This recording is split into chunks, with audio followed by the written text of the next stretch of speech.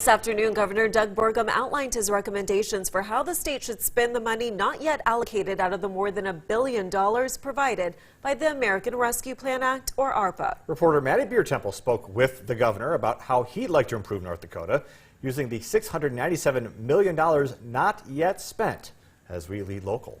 Governor, what are your top priorities that you would like to see the legislature take on with this funding?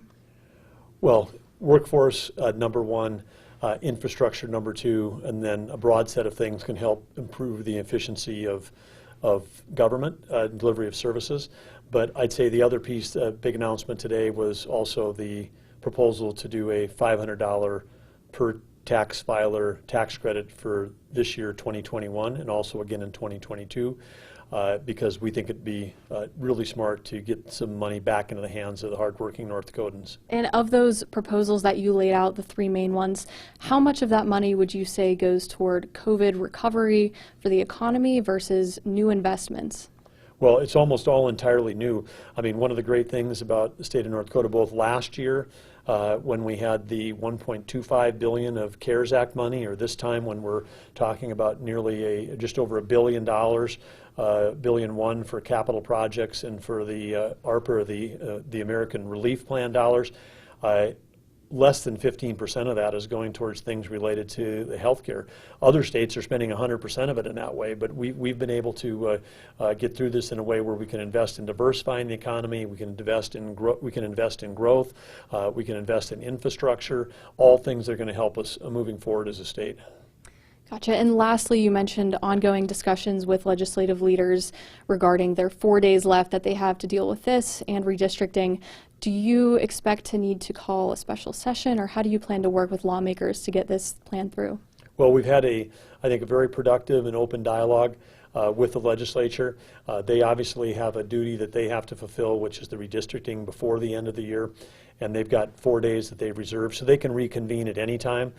They've discussed coming back on November 8th to do that redistricting work, and we're still in a dialogue on whether or not, in conjunction with coming back, whether or not there would be a opportunity to appropriate some of these, the $697 million of unappropriated federal funds and the $400 million of the excess ending fund balance, that we could also make some investments to really help move and to do that both at the same time in November.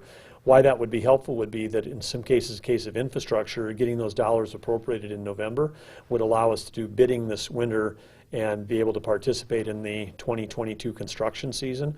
And of course, the thing that I'm very worried about is inflation, and just keeping these dollars here and leaving them in the checking account literally at the Bank of North Dakota, earning 0.07%, when we could invest those dollars in the state and with matches with the private sector, spend $1, get $1 from the private sector, that's 100% return versus almost no return. And if we leave the money in the checking account for the next year or two and don't spend it and think that that's being conservative, we're going to end up with $1 billion that's worth $900 million or $800 million, because inflation will just have a corrosive effect, and it'll reduce the ability for us to spend those dollars, particularly when we look at the potential for inflation in construction areas.